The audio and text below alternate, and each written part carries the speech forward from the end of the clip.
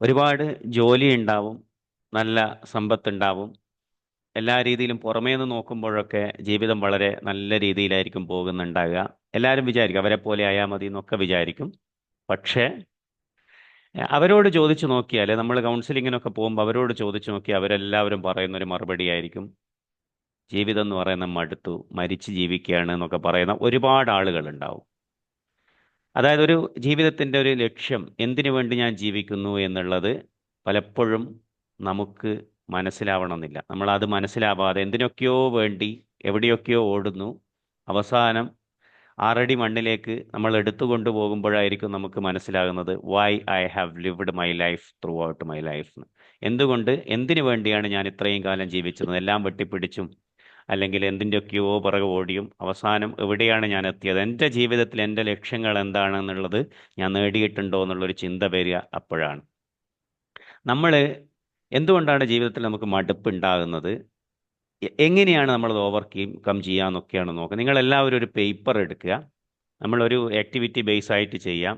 ഒന്നുകിൽ ഒരു പേപ്പർ എടുക്കുക, ഇല്ലെങ്കിൽ മനസ്സിൽ എഴുതിയാലും മതി. പക്ഷേ പേപ്പർ എടുത്താൽ മാത്രമേ നമുക്കത് അത്രയും കറക്റ്റായിട്ട് നിങ്ങൾക്കത് ഹൃദയത്തോട് ചേർത്ത് വെക്കാൻ പറ്റുള്ളൂ. ഒരു പേപ്പർ എല്ലാവരും എടുക്കുക.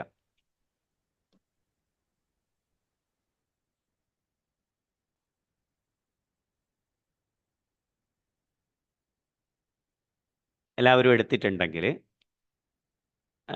നിങ്ങൾക്ക് ചെയ്യാൻ ഇഷ്ടപ്പെടുന്ന, അതായത് നിങ്ങളെ സന്തോഷം തരുന്ന കാര്യങ്ങൾ, ഒരു 5-10 കാര്യങ്ങൾ ആ പേപ്പറിൽ നിരത്തി എഴുതുക. നിങ്ങൾക്ക് സന്തോഷം തരുന്ന 5-10 കാര്യങ്ങൾ അതിനകത്തേക്ക് 1 by 1 ആയിട്ട് 1 മുതൽ 5 വരെ അല്ലെങ്കിൽ 1 മുതൽ 10 വരെ നമ്പർ ഇട്ട് എഴുതുക. അതായത് ഭക്ഷണം കഴിക്കുന്നത്, കൂട്ടുകാരോടൊത്ത് സംസാരിക്കുന്നത്, ഇനി എന്താ പറയുക, നമ്മൾ യാത്ര പോകുന്നത്, ജോലി ചെയ്യുന്നത്, മക്കളോട് സംസാരിക്കുന്നത്, എന്തും നിങ്ങളുടെ ഹോബി ആയിട്ടുള്ളതോ അല്ലെങ്കിൽ നിങ്ങൾക്ക് സന്തോഷം തരുന്നതോ എന്തും നിങ്ങൾ അതിനകത്ത് എഴുതുക. ഞാൻ ഒരു 30 സെക്കൻഡ്സ് സമയം തരാം. അധികം ആലോചിക്കരുത്. നിങ്ങൾക്ക് പെട്ടെന്ന് തോന്നുമ്പോൾ നിങ്ങൾക്ക് എന്താണോ മനസ്സിലേക്ക് വരുന്നത് അതാണ് എഴുതേണ്ടത്. Your time starts now. 10 seconds.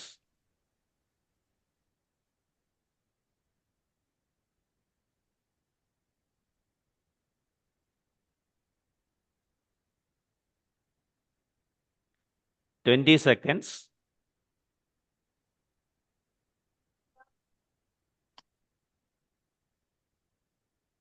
25 seconds.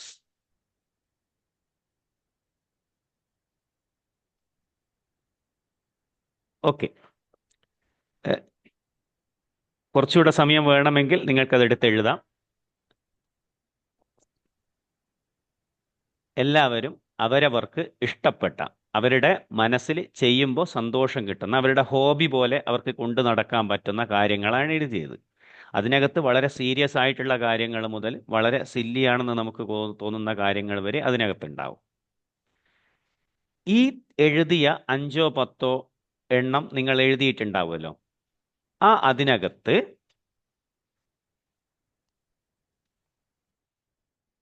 നിങ്ങൾ ഒരുപാടെണ്ണം, ഒരുപക്ഷെ 10 എണ്ണം എഴുതിയിട്ടുണ്ടാവും. ആ 10 എണ്ണവും നിങ്ങൾ നല്ല രീതിയിൽ ചെയ്യുന്നതായിരിക്കില്ല. ഒരുപക്ഷെ നിങ്ങൾ പാട്ട് പാടുന്നുണ്ടാവും, പക്ഷെ നിങ്ങൾ വെറുതെ മൂളിപ്പാട്ടാ പാടുന്നുണ്ടാവുക. നിങ്ങൾ ചിത്രം വരക്കുന്നുണ്ടാവും, ആ ചിത്രം വരാമെന്ന് പറഞ്ഞാൽ വെറുതെ നിങ്ങൾ കോറിയിടുന്നതാവും. നിങ്ങൾക്ക് ഇഷ്ടമായിരിക്കും ചിത്രം വരയ്ക്കാൻ, പക്ഷെ നിങ്ങൾ നല്ലതാവണം എന്നില്ല അതിനകത്ത്. പക്ഷെ നിങ്ങൾക്ക് ചെയ്യാൻ ഇഷ്ടമുള്ളതും നിങ്ങൾ അതിനകത്തേക്ക് വളരെ എക്സ്പേർട്ടാണ് എന്ന് നിങ്ങൾക്ക് ബോധ്യമുള്ളതായിട്ടുള്ള കാര്യങ്ങൾ മാത്രം അവിടെ വെക്കുക. ബാക്കിയുള്ളതെല്ലാം വെട്ടിക്കളയുക. നിങ്ങൾക്കിപ്പോൾ അതിനകത്ത് നിങ്ങൾ പാട്ട് പാടാൻ ഇഷ്ടമാണ്, ചിത്രം വരയ്ക്കാൻ ഇഷ്ടമാണ്, ഭക്ഷണം കഴിക്കാൻ ഇഷ്ടമാണ്, കൂട്ടുകാരോടൊപ്പം നടന്നു പോകാൻ ഇഷ്ടമാണ്, ഇനി ജോലി ചെയ്യാൻ ഇഷ്ടമാണ്, അങ്ങനെയൊക്കെ എഴുതിയിട്ടുണ്ടാകും. പക്ഷെ അതിനകത്ത് നിങ്ങൾക്ക് ഉറപ്പാണ് അതായത് ചിത്രം വരയ്ക്കാനും അതായത് പ്രസംഗിക്കാനും ഒക്കെ എനിക്കിഷ്ടമാണ്, അതിന് ഞാൻ നല്ല കഴിവുണ്ട് എന്നുണ്ടെങ്കിൽ അത് മാത്രം അവിടെ വെക്കുക. എനിക്കത്ര കഴിവില്ല പക്ഷെ ഇഷ്ടമാണെന്നുള്ളതൊക്കെ വെട്ടിക്കളിയുക. ഞാൻ എഴുതിയതിൽ എനിക്ക് കഴിവുള്ളത് മാത്രം അവിടെ വെക്കുക എന്ന് ഞാൻ വിശ്വസിക്കുന്നതാണ്, ബാക്കിയുള്ളവർ പറയുന്നതല്ല. എനിക്ക് കഴിവുണ്ട് എന്ന് ഞാൻ വിശ്വസിക്കുന്നത് മാത്രം അവിടെ വെക്കുക. ഇനി ഇപ്പം ബാക്കി വന്ന കുറച്ച് എണ്ണയില്ലേ, ഒരു 3-4 എണ്ണം ബാക്കി വന്നിട്ടുണ്ടാവും. നിങ്ങൾ കഴിവുണ്ടെന്ന് നിങ്ങൾ വിശ്വസിക്കുന്നത്, അതിനകത്ത് നിന്ന് നിങ്ങൾ അത് പെർഫോം ചെയ്താൽ ബാക്കിയുള്ളവർ എത്ര സ്വീകരിക്കും എന്നുള്ളത് നോക്കുക. അതായത് നിങ്ങൾ അതിനകത്ത് ചിലപ്പോൾ ഒരുപക്ഷെ സിംഗിങ് എഴുതിയിട്ടുണ്ടാവും, പക്ഷെ നിങ്ങൾ സിംഗ് ചെയ്ത് കഴിഞ്ഞാൽ അടുത്താരും നിൽക്കാത്തൊരവസ്ഥയാണ് ഉണ്ടാകുക. നിങ്ങൾ വിചാരിക്കുന്നുണ്ടാവും നിങ്ങൾ നല്ലതാണെന്ന്, പക്ഷെ ബാക്കിയുള്ളവരും കൂടി സ്വീകരിക്കുന്ന കാര്യങ്ങൾ എന്താണ്, what others accept from it.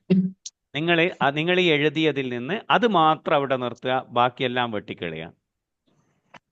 അതായത് എന്തൊക്കെയായിരിക്കണം ബാക്കി വരുന്നതെന്ന് പറഞ്ഞാൽ, നിങ്ങൾക്ക് ചെയ്യുമ്പോൾ സന്തോഷം കിട്ടുന്നത്, ആ കിട്ടുന്ന കുറേ കാര്യങ്ങളിൽ നിങ്ങൾ നന്നായിട്ട് ചെയ്യാൻ പറ്റുന്നത്, അതിൽ തന്നെ ബാക്കിയുള്ളവർ ആക്സെപ്റ്റ് ചെയ്യുന്നത്.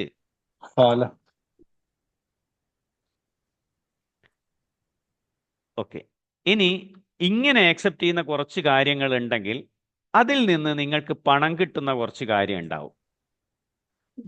അതായത് ഉദാഹരണത്തിന് നിങ്ങൾ ഡാൻസ് കളിക്കാനാണ് ഇഷ്ടപ്പെടുന്നത്, അത് നിങ്ങൾക്ക് നന്നായിട്ട് കളിക്കാൻ അറിയാം, ബാക്കിയുള്ളവരത് ആസ്വദിക്കുന്നുണ്ട്, അത് നിങ്ങൾക്ക് പണം ഉണ്ടാക്കാനുള്ള, അതായത് ദാറ്റ് വിൽ പേ യു, നിങ്ങൾക്കത് തരാനുള്ള, പൈസ ഉണ്ടാക്കിയെടുക്കാനുള്ള ഒരു മാർഗവും കൂടിയായി നിങ്ങൾക്ക് ഉപയോഗിക്കാമെങ്കിൽ അങ്ങനെയുള്ളത് മാത്രം അവിടെ ബാക്കി വെക്കുക. അതായത് അത് നിങ്ങൾക്ക് ചെയ്യുമ്പോൾ സന്തോഷം കിട്ടുന്ന, നിങ്ങളെ ഹോബി ചെയ്യുന്നത് പോലെ ഒരു എഫേർട്ട് ഇല്ലാതെ വളരെ മനസ്സ് അതിനകത്ത് ക്രിയേറ്റീവായിട്ട് ഉൾപ്പെടുത്തി ചെയ്യാൻ പറ്റുന്നതായിരിക്കണം. അത് നിങ്ങൾക്ക് നന്നായിട്ട് ചെയ്യാൻ പറ്റുന്നതായിരിക്കണം.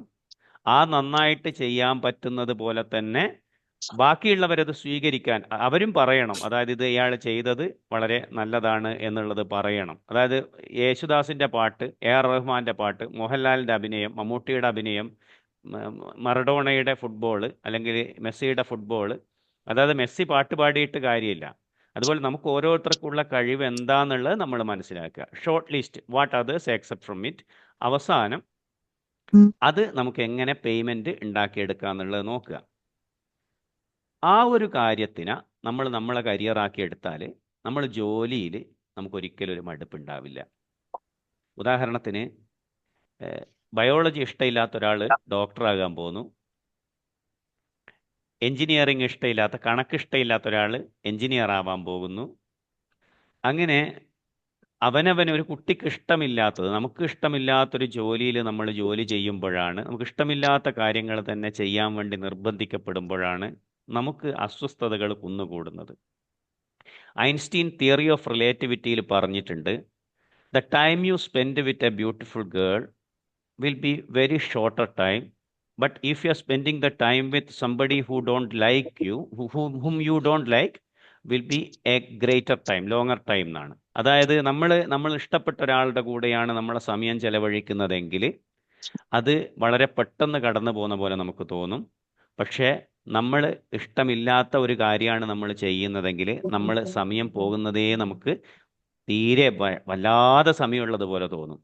അപ്പോൾ നമുക്ക് ജീവിതത്തിൽ മടുപ്പ് ഉണ്ടാവാതിരിക്കാൻ വേണ്ടി നമ്മളെ കരിയറായിട്ട് നമ്മൾ തിരഞ്ഞെടുക്കുന്നത് നമുക്ക് ഏറ്റവും ഇഷ്ടപ്പെടുന്ന, നമ്മളതിൽ നല്ലതായിട്ട് നമുക്ക് ചെയ്യാൻ പറ്റുന്ന, ബാക്കിയുള്ളവരും നമ്മളെ സ്വീകരിക്കുന്ന, അതേപോലെ തന്നെ അതിൽ നിന്ന് പേയ്മെൻറ്റും കിട്ടുന്നതായിരിക്കണം. ഇതിനെയാണ് നമ്മൾ വലിയൊരു കൺസെപ്റ്റാണ് ഇക്കിഗൈ എന്ന് പറയും. ഇതിനൊരു പുസ്തകം തന്നെയുണ്ട്. ജപ്പാനിലെ ആളുകൾ എന്തുകൊണ്ടാണ് 100 വയസ്സ് വരെ അത്രയും സന്തോഷത്തോടെ ജീവിക്കുന്നത് എന്നുള്ളതാണ്. അപ്പോൾ അതിൻ്റെ ഏറ്റവും പ്രധാനപ്പെട്ട കാര്യം എന്ന് പറഞ്ഞാൽ അവർക്ക് ആ ലൈഫിൻ്റെ പർപ്പസ് എന്താണെന്നുള്ളത് കൃത്യമായിട്ട് മനസ്സിലായത് കൊണ്ടാണ്. അപ്പോൾ ഫൈൻഡിങ് യുവർ ഇക്കിഗൈ എന്ന് പറഞ്ഞാൽ നമുക്ക് ഓരോരുത്തർക്കുള്ള ഒരു ആഗ്രഹങ്ങളും ചിന്തകളും ഒക്കെ ഉണ്ടാവും. അപ്പോൾ ഇത് നമ്മുടെ സ്ട്രെങ്ത് മനസ്സിലാക്കുക എന്നുള്ളതാണ്. അപ്പോൾ പലപ്പോഴും നമ്മളൊരു കാര്യം ആലോചിച്ച് നോക്കുക, നിങ്ങൾ എപ്പോഴാണ് നിങ്ങൾ അവസാനമായി നിങ്ങളുടെ ലൈഫിൽ ഒരു എലൈവായിട്ട് നിങ്ങൾക്ക് തോന്നിയത് എന്ന് ജസ്റ്റ് ഒന്ന് ഇമാജിൻ ചെയ്ത് നോക്കുക. ജസ്റ്റ് ഇമാജിൻ ചെയ്യുക.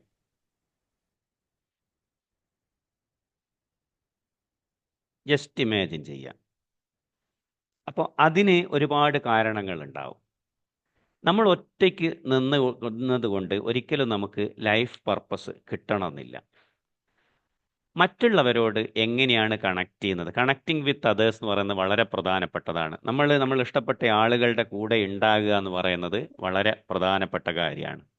അപ്പോൾ മറ്റുള്ളവരോട് എങ്ങനെയാണ് കണക്ട് ചെയ്യുക എന്ന് പറയുന്നത്, നിങ്ങൾ ഒരാളോട് പറയുന്ന കാര്യങ്ങൾ അവർ പെട്ടെന്ന് മറന്നു പോകും. പക്ഷേ നിങ്ങൾ എന്താണ് എന്നുള്ളത് അവർക്ക് ഫീൽ ആവുന്നത് അവർക്ക് എപ്പോഴും നിലനിൽക്കും എന്നുള്ളതാണ്. If you made them feel that they will be remember for the whole time എന്നാണ്.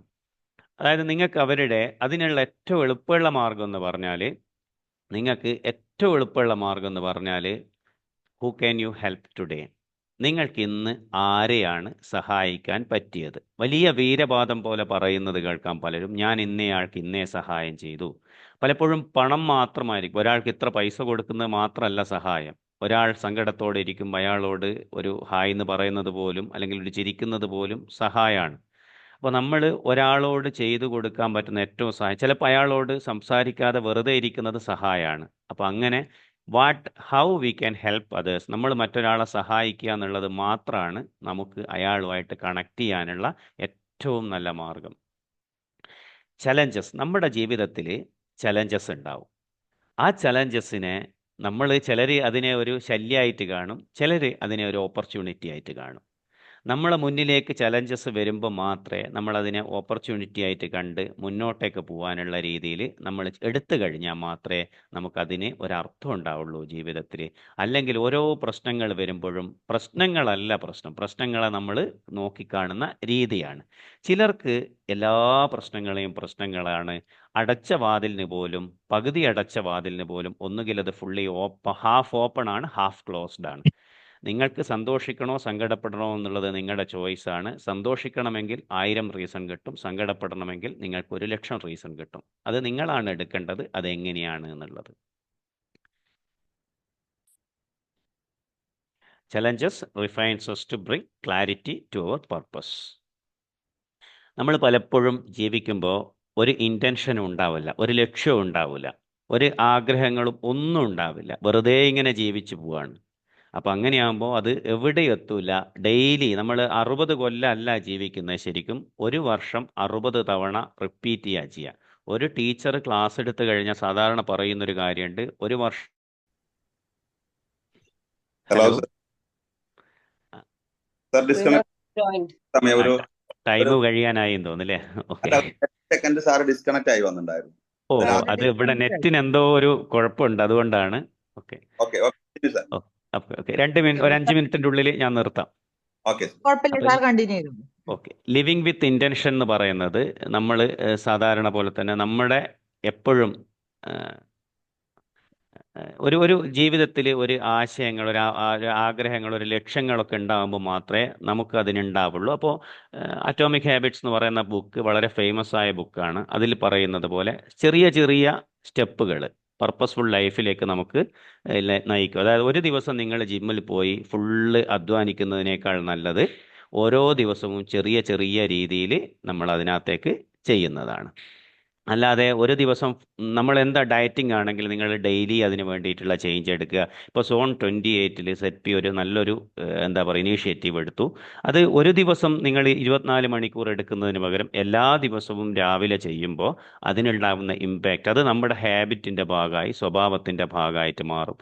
ഡെയിലി ഒരാവശ്യമില്ലെങ്കിൽ രാവിലെ ഇത് കേൾക്കാൻ വേണ്ടിയിട്ടെങ്കിലും രാവിലെ എഴുന്നേറ്റാൽ എല്ലാ ദിവസവും എഴുന്നേൽക്കുക എന്ന് പറയുന്നത് നമ്മുടെ സ്വഭാവത്തിൻ്റെ ഒരു ഭാഗമാകും. അപ്പോൾ ഡെയിലി ആയിട്ടുള്ള ഒരു ഹാബിറ്റ് നമ്മൾ ഉണ്ടാക്കി കൊണ്ടുവരിക. പിന്നെ മറ്റുള്ളവരോടുള്ള ഗ്രാറ്റിറ്റ്യൂഡ്, മൈൻഡ്ഫുൾനെസ്, അത് അങ്ങനെ ഉണ്ടാക്കിയെടുക്കുക. നമ്മളെപ്പോഴും നിങ്ങൾ ഓർക്കുക നിങ്ങൾ എങ്ങനെ നിങ്ങളായെന്ന് എന്നാണ്. അത് അങ്ങനെ അല്ലാതെ നമ്മളൊന്നും ഒരിടത്തും എത്തിയതല്ല. അത് നമ്മളൊരു ജീവിതത്തിലൊരു ഗോള് നേടുക. എൻഡ്ലെസ് ഹൊറിസോൺ എന്ന് പറഞ്ഞു കഴിഞ്ഞാൽ ലൈഫ് എന്ന് പറയുന്നത് ഒരു ജേണി മാത്രമല്ല, യാത്ര മാത്രമല്ല, അതായത് ഒരു ഡെസ്റ്റിനേഷൻ മാത്രമല്ല, അത് ഒരു ജേണിയും കൂടിയാണ്. അതിൻ്റെ ലൈഫിൻ്റെ പർപ്പസ് കണ്ടെത്തുക എന്ന് പറയുന്നതാണ് അതിൻ്റെ അകത്തുള്ള ഏറ്റവും വലിയ അഡ്വഞ്ചർ എന്ന് പറയുന്നത്. Thank you.